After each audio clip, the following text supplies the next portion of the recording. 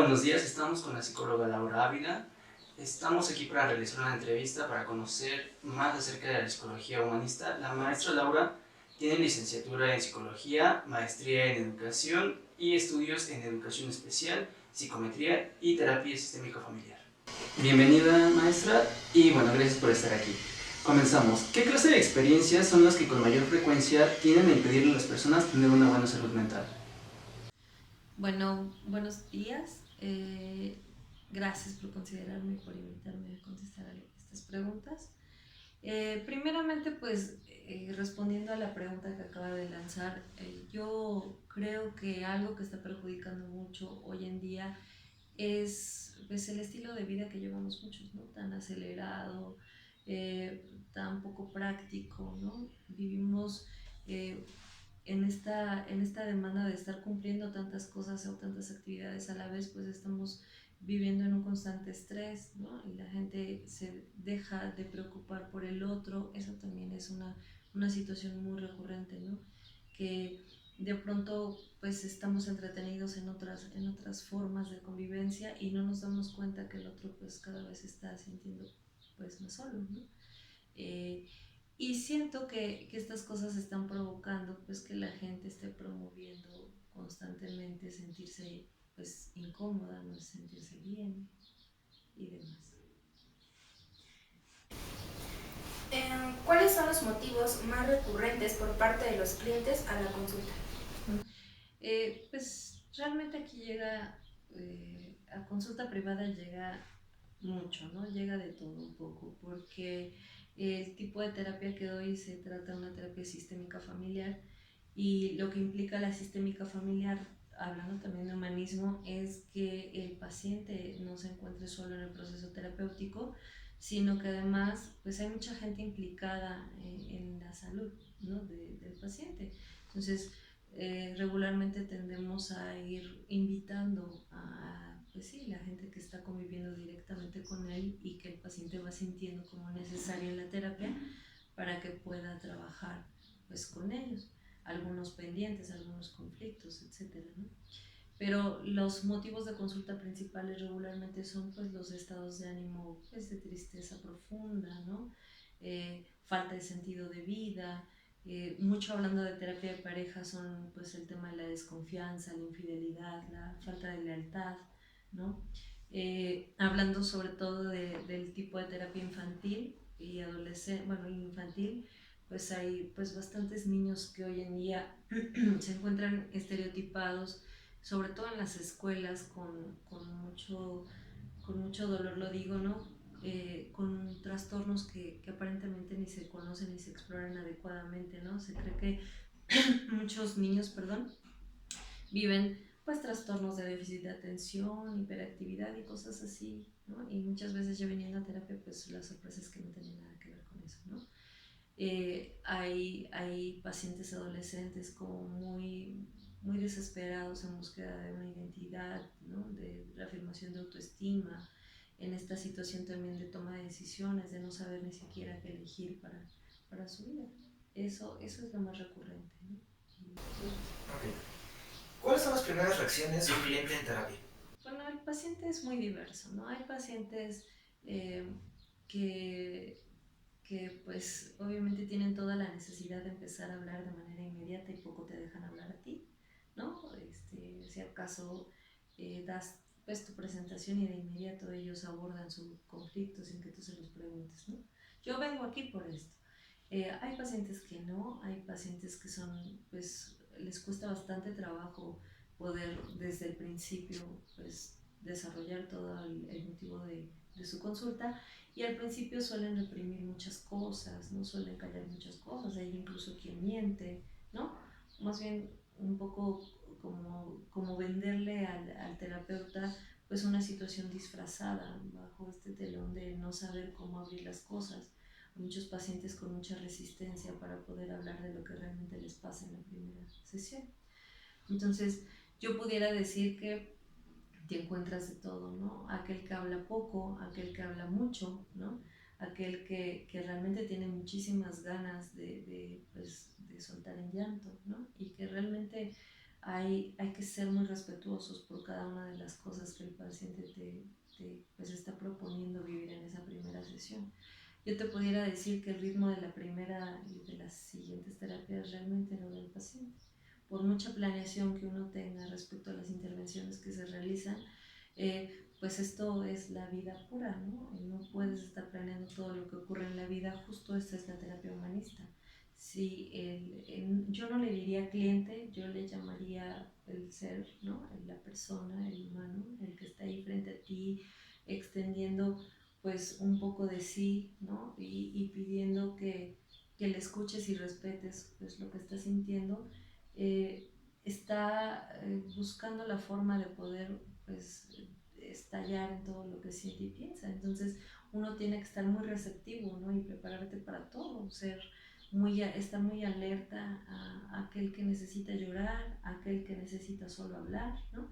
Aquel que necesita tal vez ser estimulado para hablar, ¿no? Entonces eso se vive las primeras veces con los pacientes.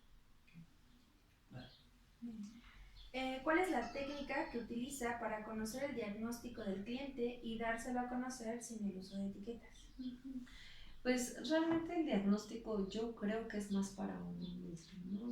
El paciente, bueno, hay gente que tiende a preocuparse mucho más por pues encontrarse bueno,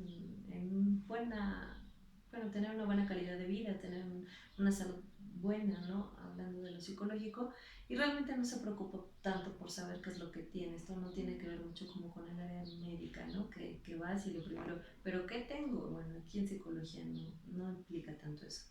Hay gente que sí se interesa porque tal vez en sus escuelas, en sus trabajos o en otros lados les están presionando con que les den un nombre a eso que tienen, ¿no? La psicología humanista se preocupa más por otras áreas, no necesariamente por estereotipar o clasificar o describir exactamente una patología. Entonces, pero bueno, si hay que hacerlo de alguna forma, porque hay casos en los que así se implica, pues hay que hacerlo. ¿Cómo se hace un diagnóstico? Bueno, lo primero es entrar de lleno a conocer el motivo de consulta del paciente. Eso pues no siempre tiene que ver con lo real, ¿no? Aquí para eso está el psicólogo, para que también trate de identificar del otro lado qué es lo que realmente le está moviendo al paciente por lo cual está viniendo a terapia. Lo siguiente pues son las entrevistas iniciales, ¿no? Donde haces una exploración pues bastante profunda acerca de lo que está pasando desde el principio hasta el día de hoy en la vida de los pacientes, ¿no? De las personas. Posteriormente pues son las observación de las sesiones, la forma en la que se desenvuelve el paciente durante la terapia, cuáles son sus mecanismos, ¿no? Otras cosas a lo mejor ya mucho más objetivas, ¿no? Por ejemplo, evaluar de determinada forma. Hay pacientes que de repente te piden, oye, ¿sabes qué? Tiene problemas cognitivos o intelectuales, por lo tanto sería importante evaluar pues la inteligencia y pues entonces sí nos vamos al tipo pruebas psicométricas, ¿no? O hablando de niños, adolescentes que muchas veces tienen muy reprimidas las formas de sus conflictos, pues para eso también sirve la psicometría desde el lado de la personalidad, ¿no? Entonces, aquí también para evaluar o para diagnosticar podemos apoyarnos en algunas pruebas proyectivas pues que te ayuden a visualizar un poco más a profundidad qué es lo que no se atreve el paciente a decir y que está por ahí causando pues daño, ¿no?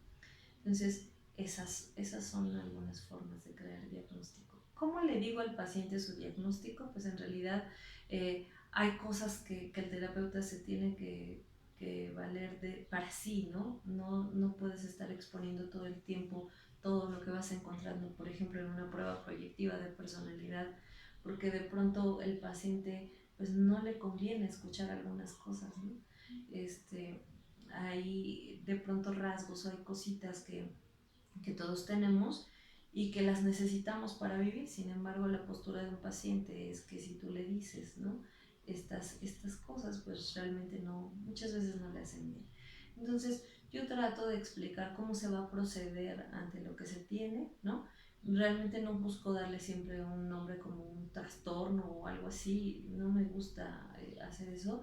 Sin embargo, sí creo que la situación amerita pues que aparte de que se consolide con un nombre lo que se está viviendo, se canalice a lo mejor con un psiquiatra, un neurólogo o algo más, pues eso hago, ¿no?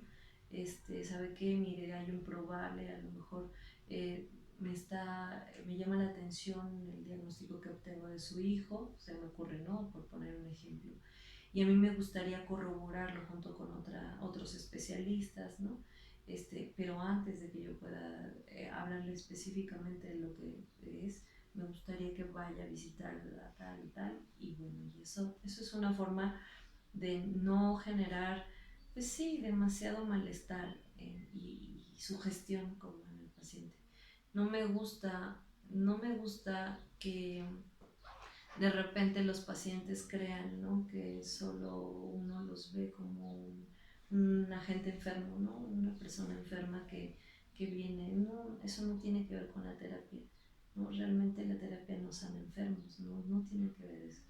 Entonces, de repente sí la demanda de las escuelas o de algunos lugares que dice, oye, quiero por escrito el diagnóstico. Yo procuro ser muy cuidadosa, ¿no?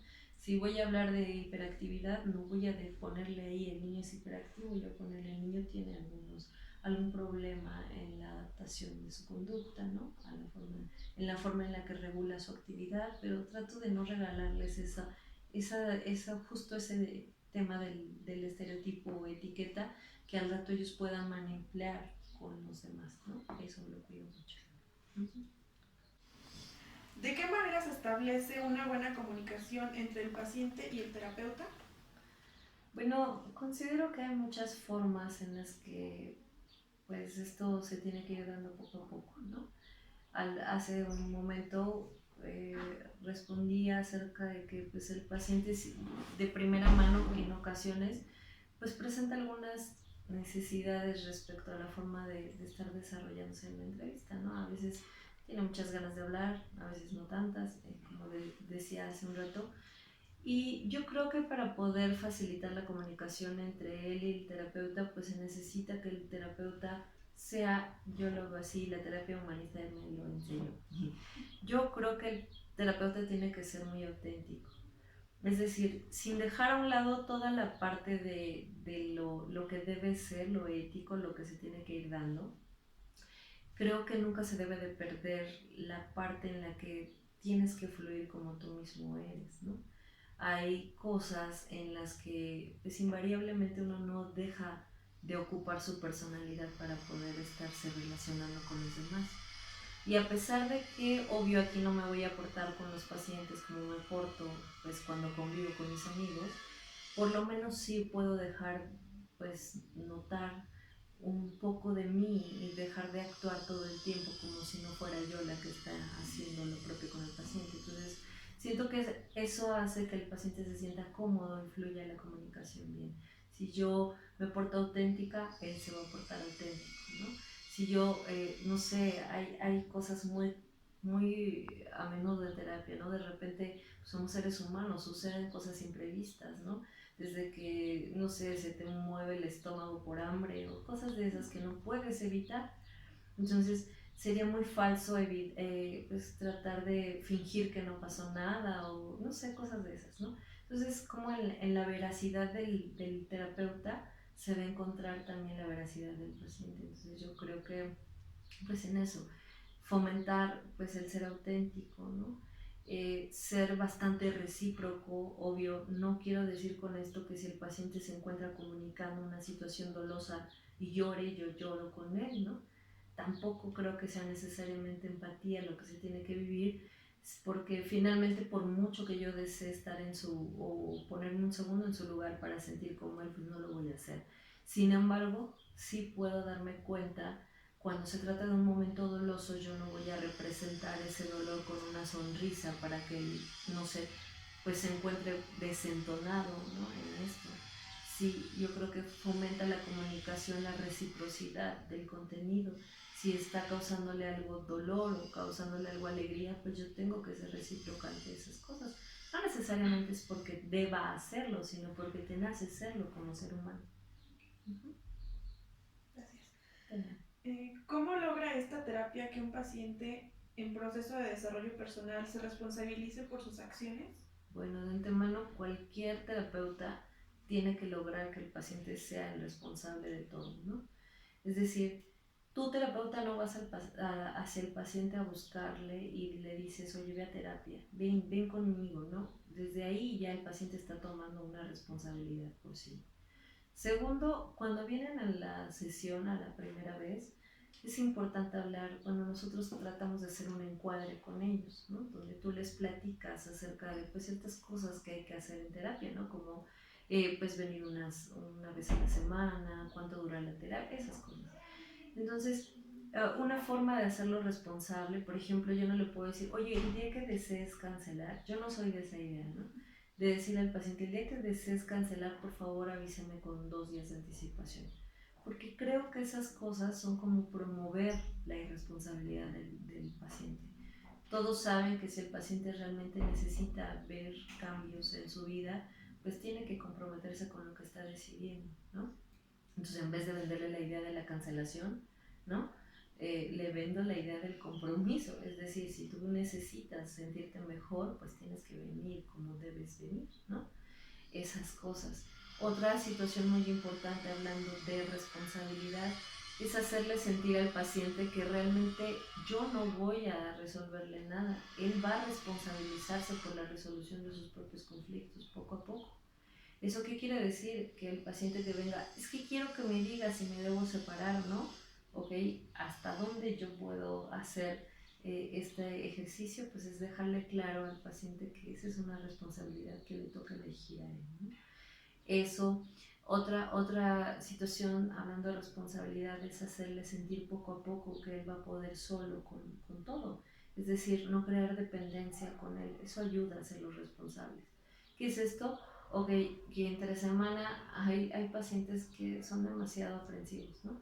Entonces empiezan como a querer hacer ejercicios de, oiga, le llamo para contarle algo, no sé si me puede, ¿no? Y esas cosas es crear dependencia. Y la dependencia no va a generar responsabilidades, nunca, ¿no? Entonces es tratar de irlo soltando, enseñándoles, es que pues hay un espacio donde podemos hablar, te toca en 2 días, ¿no? Allá nos vemos. Otras, ¿no? Otras situaciones son, por ejemplo, las que tienen que ver con el paciente que no se quiere ir y que ya sabes que se tiene que ir de la terapia y tienes que darle cierre porque ya o sea, ya mejoró su forma de ver las cosas, su manera, más bien no es que mejore su forma de ver las cosas, sino su calidad de vida se ve mejor. Entonces, cuando tú ya les hablas de cierre y el paciente ha creado pues cierta dependencia, empiezan, no me quiero ir, es que, y esas cosas también las tienes que hacer como con mucho cuidado, ¿no? Enseñarle al paciente que así como el primer día se empieza, así se va a terminar la terapia, para que ellos pues en su mente vayan pues sí tratando de argumentar para sí mismos que todo lo que ocurre en la terapia será su responsabilidad, ¿no? ¿Cómo se da cuenta cuando un paciente está deprimido? Bueno, es que en realidad hay síntomas muy... cada paciente es diferente, ¿no? Si hablo de un niño, realmente el niño no siempre va a llorar cuando está deprimido, ¿no? El niño hace de su sintomatología lo que se le antoja, ¿no? Hay niños que incluso son demasiado eufóricos cuando están deprimidos. Entonces, no siempre se ve de la misma forma, pero el adulto sí es común notarlo. El adulto regularmente tiende a venir a hablar de que pues le falta mucho sentido a su vida, de que se sienten muy tristes, ¿no? Vaciados.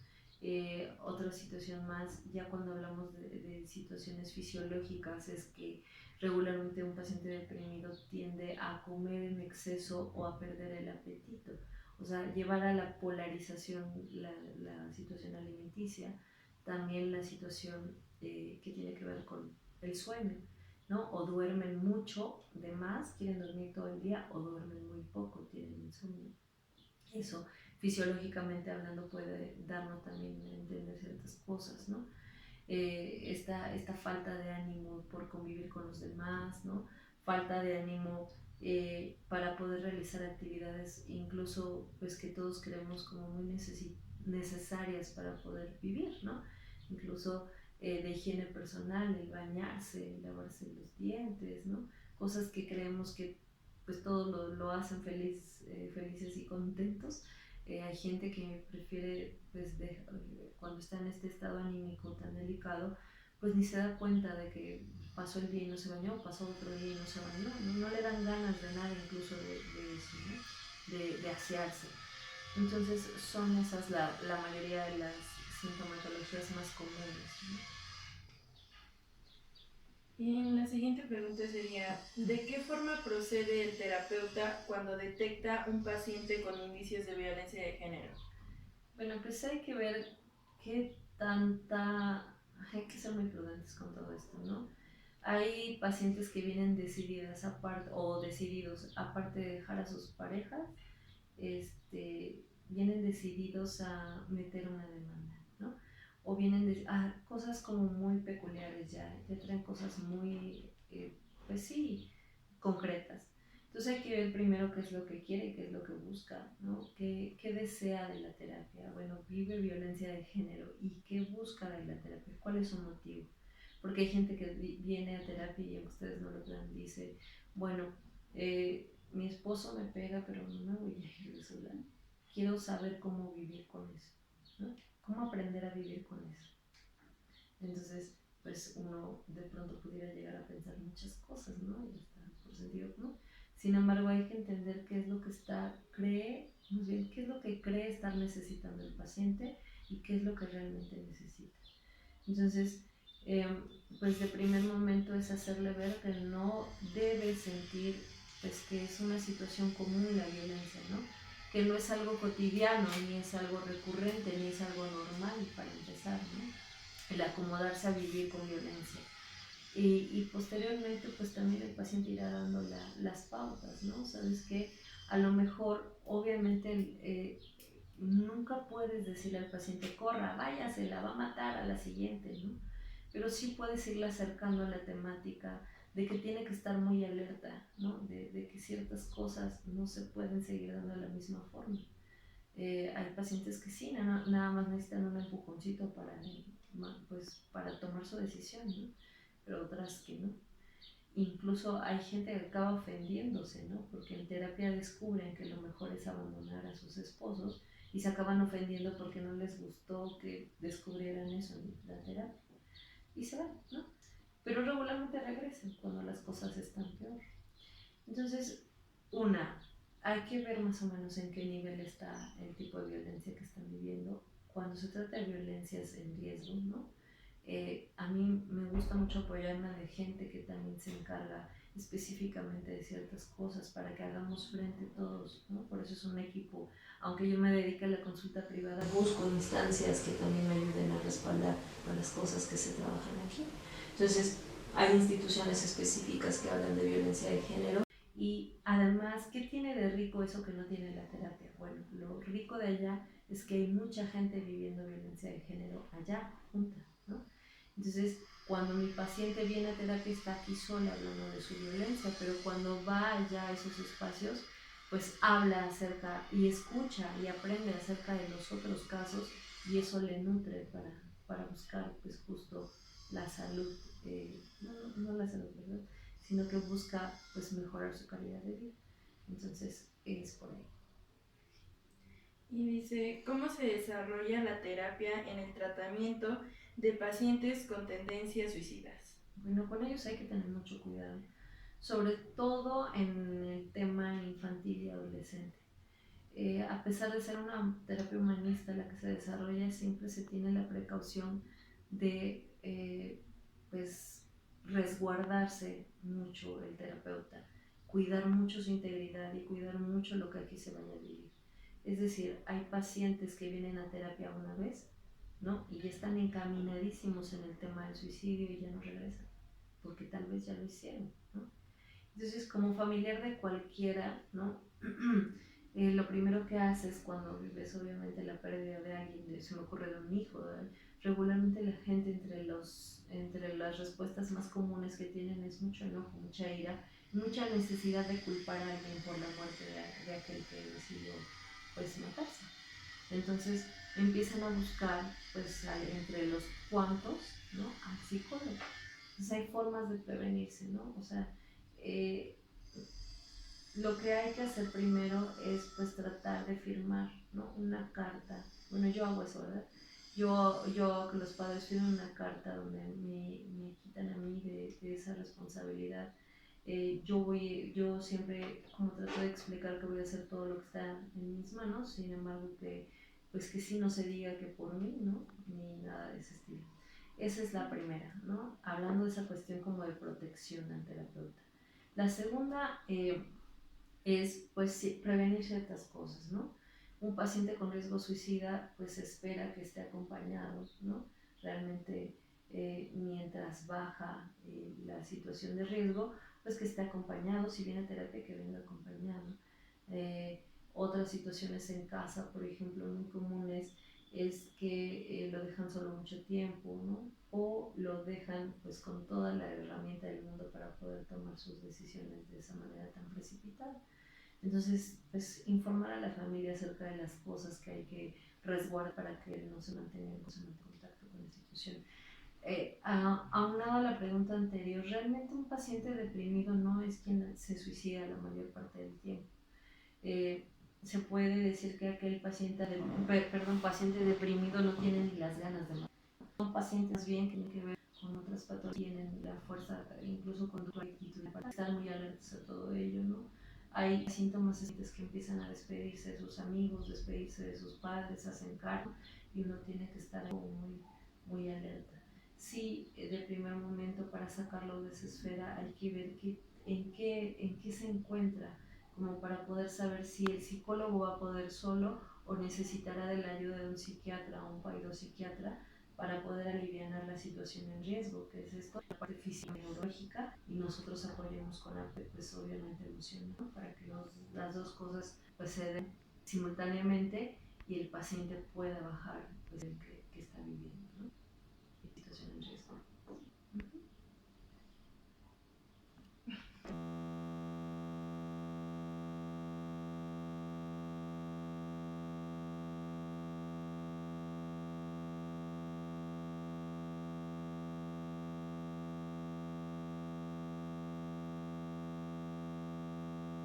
Limitantes para el terapeuta durante su intervención. Bueno, una de las limitantes más importantes para el terapeuta es la voluntad del paciente, ¿no?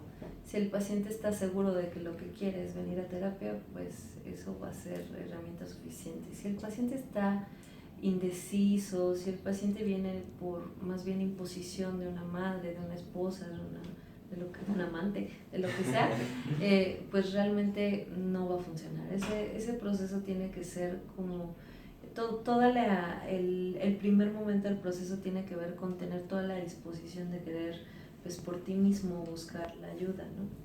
Eso. Posteriormente, otra forma en la que pues podría decir yo que se limita la terapia es cuando el paciente pues falta, ¿no? Cuando el paciente tiene muy poco compromiso con la terapia, cuando no toma las cosas como debe tomarlas, ¿no? Con la seriedad que esto implica. Hay gente que de primera intención te llama urgentemente buscando una terapia lo más pronto posible, buscas el espacio, se los das y de pronto te llaman para decirte que necesitan cancelar. Entonces, eso habla de compromiso desde la primera vez, ¿no? Paciente que te está cancele y cancele, paciente que falta, paciente que llega tarde incluso, ¿no? Que no respeta el tiempo del terapeuta. Pues eso habla de que pues es una limitación. Hay paciente que quiere llegar media hora después y quiere que le des la terapia en media hora, aunque sea media hora, ¿no? Pues en media hora realmente se ve muy poco. Entonces esas cuestiones también de compromiso. Otra situación que pudiera yo decir que es limitante es cuando el paciente necesita hablar de que viene a terapia, sin embargo nunca hace nada por llevar lo que aprende a la práctica, ¿no? Viene una hora y cree que pues con esa hora basta para pues mejorar su calidad de vida y realmente hace los mismos ejercicios afuera.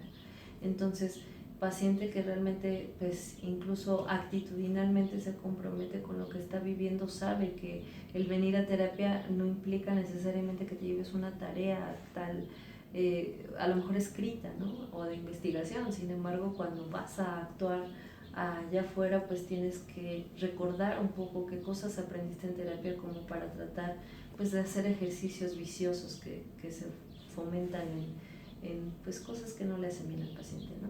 Entonces eso, y yo pudiera agregar también en ocasiones una limitante, es que es que muy recurrentemente la situación económica de la gente, yo pudiera decir que me atrevo a mencionar que la terapia privada funciona por los pacientes de un estatus económico medio.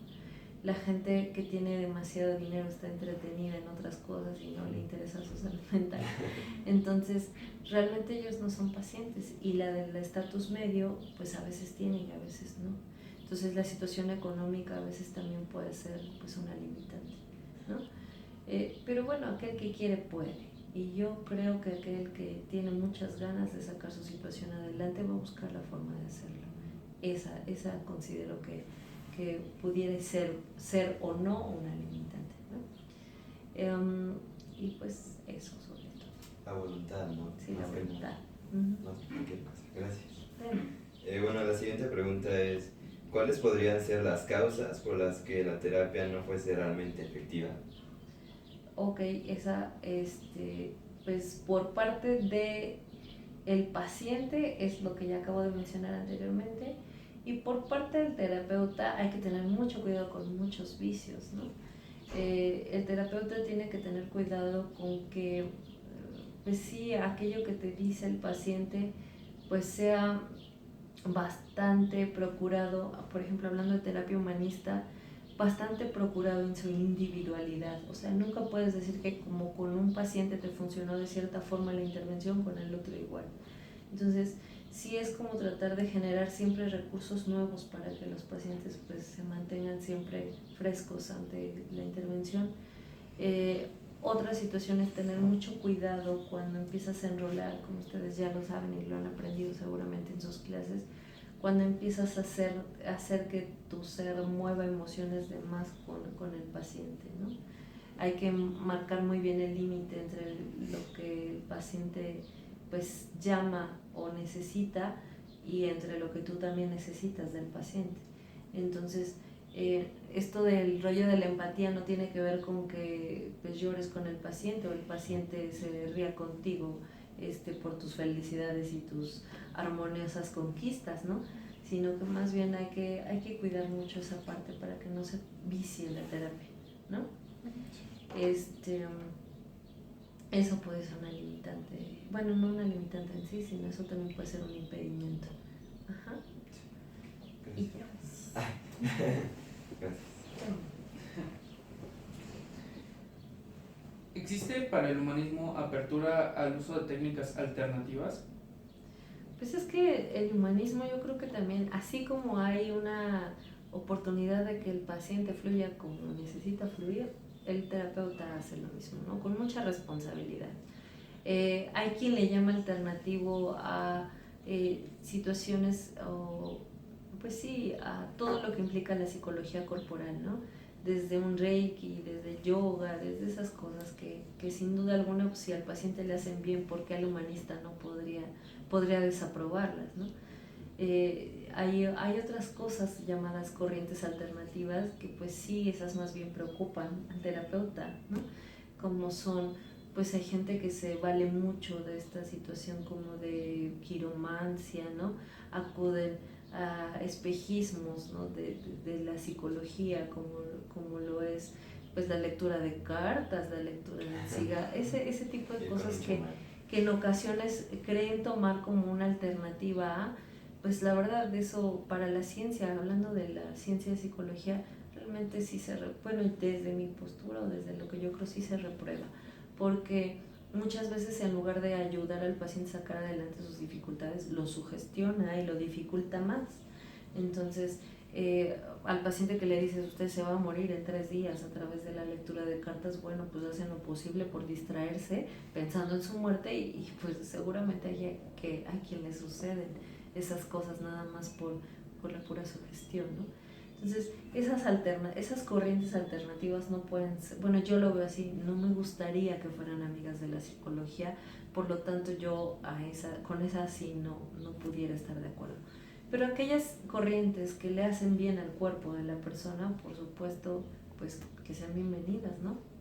Así como cualquier área disciplinar que venga a colaborar con lo que hace la psicología, yo pudiera decir cualquier área que tenga que ver con favorecer la estabilidad del cuerpo y el equilibrio del cuerpo, pues le va a hacer, y de la mente, pues le va a hacer bien al paciente.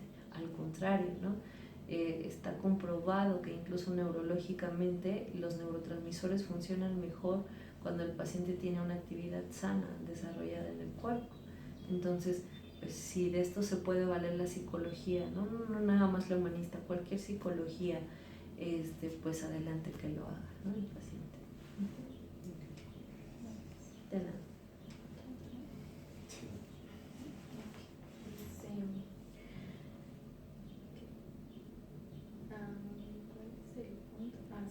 ¿Cuál es el punto clave para darle cierre al tratamiento?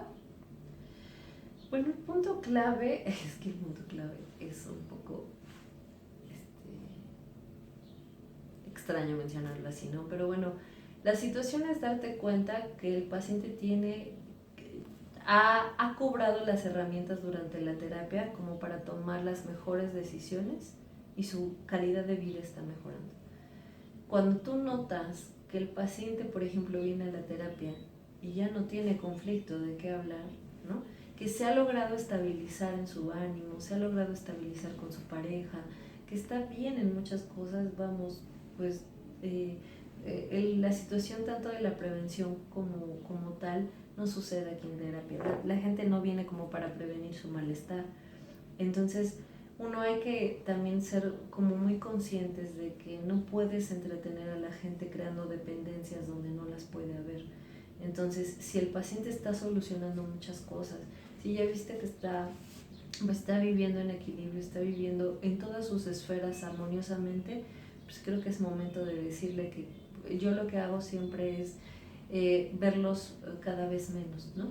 Por ejemplo, los veo una vez a la semana, veo que están solucionando algunas cosas, ¿sabes qué? Ya nos vamos a ver una vez cada 15 días, ¿sabes qué? Ahora solo vas a venir una vez al mes, solo para mantenernos ahí, y mientras le voy formulando la idea de que ya no va a venir, ¿no? Y en un momento dado le digo, ¿sabes qué? Ahora sí, nos toca, pues sí, despedirnos, dar el cierre de tu terapia, y pues seguramente yo voy a quedar obviamente a tu disposición cuando creas tú que lo vuelves a necesitar. Por ahora, pues ya no, ¿no? Entonces, eso ayuda. Yo siempre les digo a mis alumnos, porque también soy docente de psicología, y les digo siempre, cuando tú haces un encuadre de terapia y les hablas al paciente acerca de que hoy empiezan su terapia, ¿no? De que los vas a ver una vez a la semana, de que vas a tener cierta recurrencia al verlos, así como les hablas de un inicio, vas a hablarles de un final. Yo siempre lo manejo así. Mira, empezamos así las terapias, después nos vamos a ver seguramente más espaciadamente, y así hasta dejar de vernos. Yo siempre digo eso, así hasta dejar de vernos, ¿no? Para que desde el principio ellos pues un poco introyecten la idea de que en un momento dado ellos tendrán que marcharse, ¿no? Sí. Muchas gracias. De nada.